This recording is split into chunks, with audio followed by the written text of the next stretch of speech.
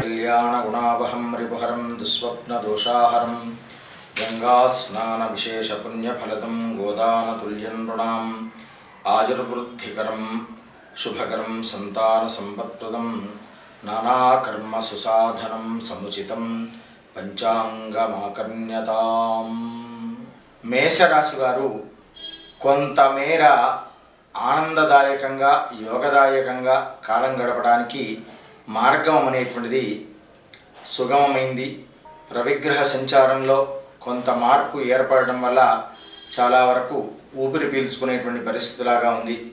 ఆర్థికపరమైనటువంటి ఇబ్బందులు అనేటువంటివి ఎలాంటివి రాకుండా చక్కని మంచి శ్రేయస్సుతో ముందుకు సాగుతూ ఉంటారు.